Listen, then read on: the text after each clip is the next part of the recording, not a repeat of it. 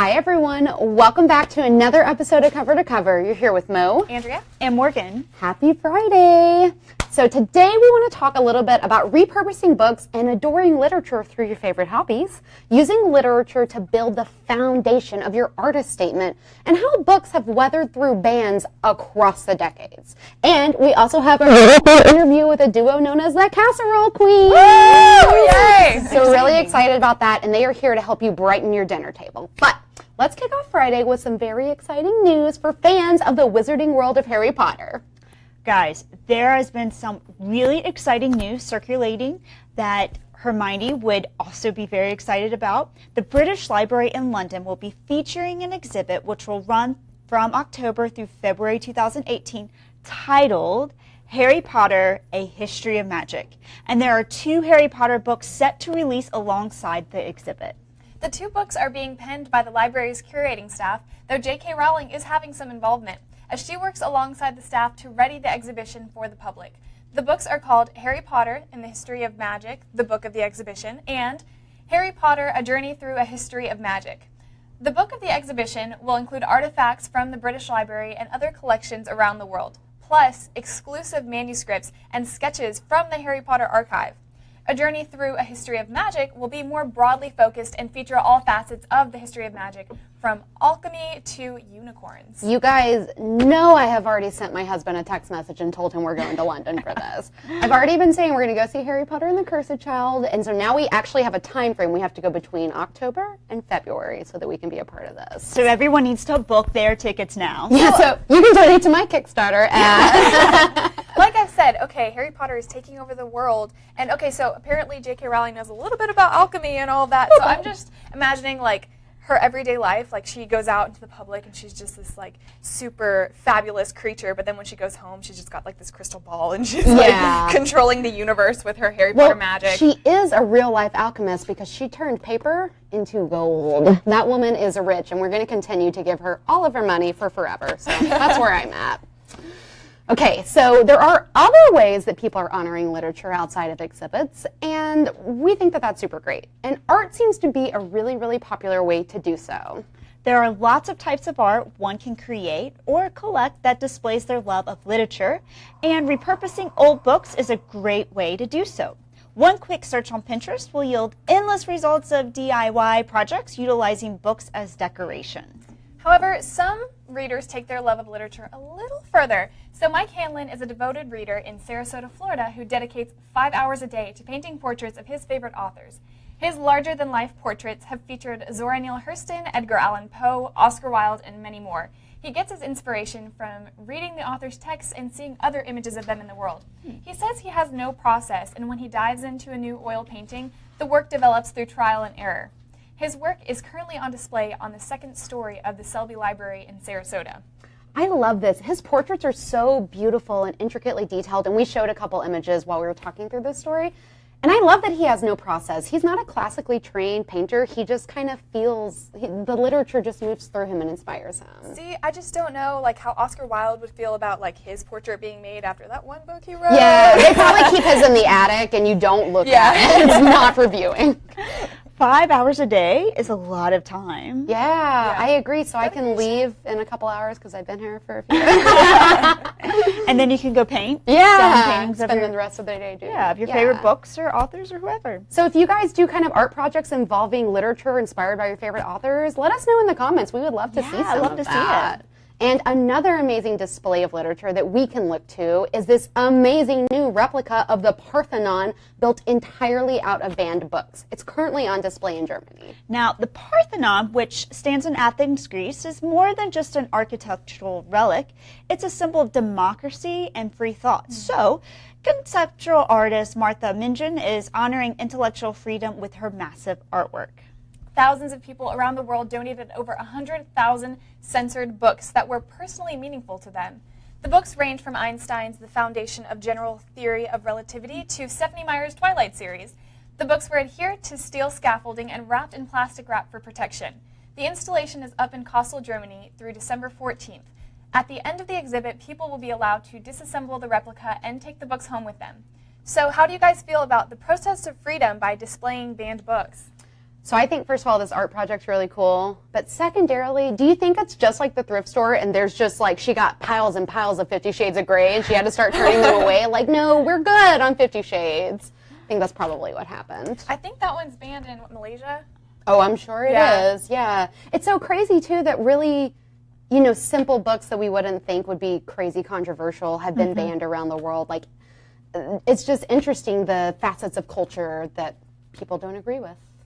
I know, and there's, I mean, a huge list, and we offered a list of banned books in the United States, correct? Yeah. But, I mean, in all different countries, there are so many banned books, and you can check out another website is bannedbooksweek.org. So Banned Books Week is September 24th to the 30th if you want to celebrate that. But, yeah, it's really interesting. I mean, how do you guys feel about banned books? Do you think it's necessary? Or I don't like it. I don't like it. What are your thoughts, Morgan? It's interesting, though. Oh, gosh.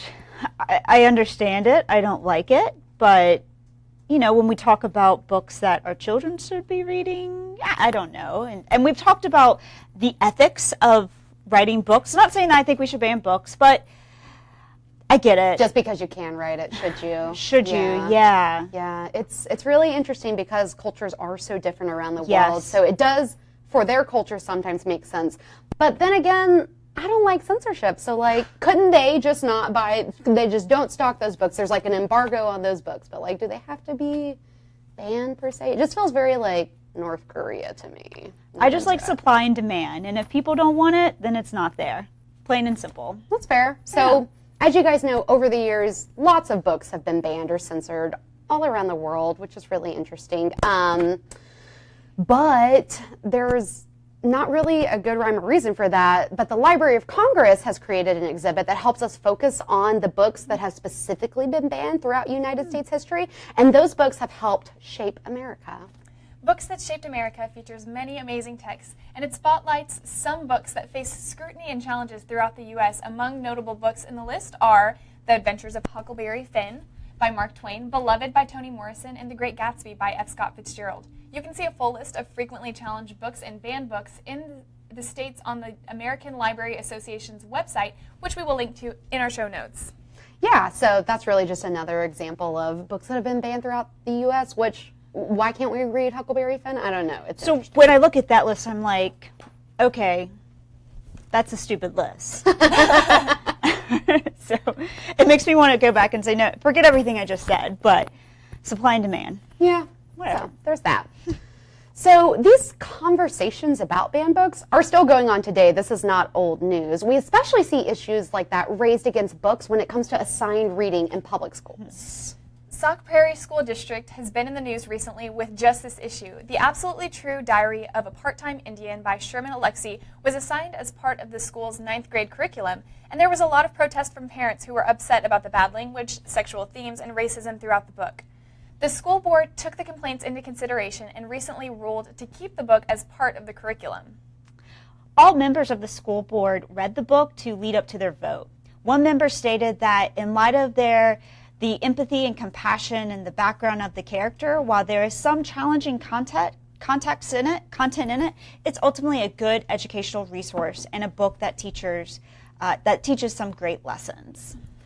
So on that, I mean, when we're talking about censorship and all of this, I mean, I think it's important to have all sorts of books in the classroom and then have discussions about them. Mm-hmm. And you don't have to like the book. Like, students are free to dislike and disagree with the book. Well, I haven't read this book, but I do feel like we are pushing some content to our children earlier and earlier and earlier as far as what they read, what they're exposed to, even what they wear. Mm-hmm. And so without reading the book, it's hard for me to give an opinion, but I don't know if some sexual content is appropriate for 9th graders, but I mean, I went with them reading 50 Shades of Grey. I think it is. I think that children should be exposed to all manners of adult content in whatever our society has confined that information to be, because they're going to get out there and they're going to have to make their own choices. So we need to empower them with like knowledge and background and have this empathetic connection with other people's story of that. So I guess this is the problem, though, is that as a parent, the parent decides when the child is ready, and then there are professionals who are saying you should probably introduce this at this time, but who is the school to say ninth grade is the right time to introduce this to a child? Your thought of like buy the book or not buy the book. Well, then homeschool your kids if you want to protect them from that. You know what I mean? If you don't agree with like what other people think, then take it into your own hands. You're free to do that. I mean, I think these books open these topics for discussion. Like they open really serious, important topics in a different light that maybe, you know, there is some controversy, but they do offer that. And they are free to disagree and be like, I don't like what that was all about. Great, don't reread that book. Read a different book. What do you guys think? Yeah, we would love to know. Number one, have you or your child read it? And what do you think about it? Would you want your child reading this book? What do you think about books like this book? Yeah. So let us know. And have you gone through the same experience in your own school district and with your own children? Maybe it's not this book, maybe it's a different book. And how did you deal with it? Because I'm sure there's a lot of other people watching that are going through the exact same thing and they're just not sure. And I know that parents just want to protect and love their children and, you know, help them. So let us know in the comments. And while you're at it, I just want to let you know that we are also on Instagram. You can find us there. We are Go Read Official, and we'll be feeding the news feed with some great book memes and some more content. But ladies, right now, we have to take a short break. But when we get back, we're going to sit down and have a conversation with the Casserole Queens. So we'll be chatting all about their work here in just a moment. We'll see you in a minute.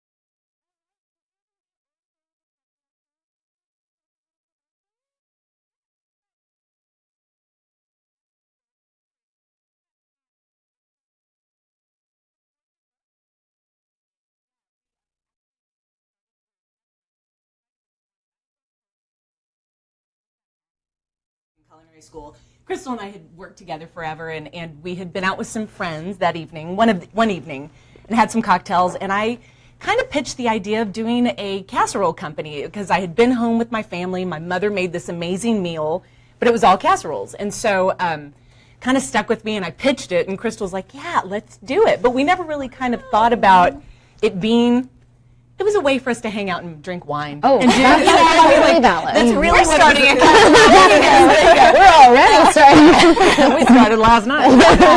But then we just had success. It really kind of took off. The city really embraced us. They love everything odd. We dressed like 50s housewives at the time. And then we got picked up by Bobby Flay, and we're on Throwdown with Bobby Flay, and that's where it all kind of, that's where the books thing came in. So why the 50s? You know, it harkens back to a time that we both identify with. Our parents were from the 50s. We both come from large families, and it just rang true. There was something about the casserole, one, that had been forgotten. People didn't make them anymore. I think they just kind of put it in that's an antique dish. But we wanted to bring it back because it's so amazing. It's economical. It's easy to make. You can fancy it up. You can simple it down, whatever you want. But it's from the 50s. And so we really just sort of adapted all the good from the 50s and left all the... We kind of, for branding purposes, it was just so much fun, the kitsch factor, to dress up and kind of put a nod to that time when like women actually had time to, you know, feed a full meal to their families. Everyone's so busy and trying to be superwoman these days that it's very difficult to like, you know, go to work, get kids to soccer practice, get a good hot meal on the table. So we were trying to find a way to like make their lives easier, but just also play up that factor of the 50s that's really kind of kitschy and fun and special. I mean, I mean, we have gotten away from eating at the dinner table, with each other, so it's important. I was gonna say, from like a marketing perspective, do you think it's important for a brand be it a cookbook or some other kind of brand, to have an aesthetic kind of branded image? Is that, you think that's important for other people too? I think so. I think it can also be very limiting. I think for me and Sandy, it worked very well for the mission of our business and also for our books, just because they're very family oriented. It made us think about when we were with our families and, the special recipes that made us feel good. And, so that was really special and all tied together really well. But I think when we started moving into doing our webisodes and kind of trying to brand ourselves into a little bit of a different medium, it didn't always make sense to people having us show up in 50s garb and start cooking, without all the backstory or the explanation of who we were. We kept joking that we'd do the casserole thing and nod to the 50s, and then when we were tired of it, we would go to the 60s and be the fondue queens. And then we go to the 70s, change it every like a Jello. Exactly. Whatever trend of the time. So, Crystal, tell me, how fun has this journey been?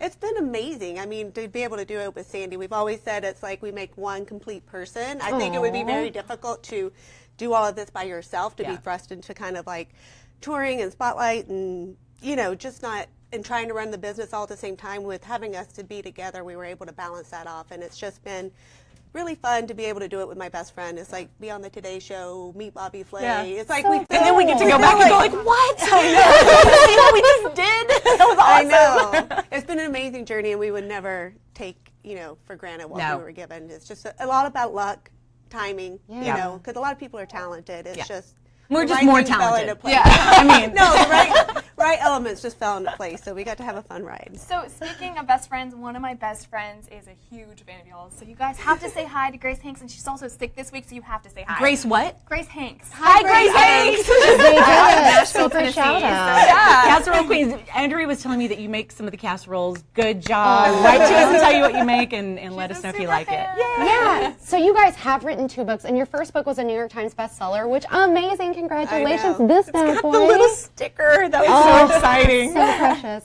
And then you had your really successful follow-up book.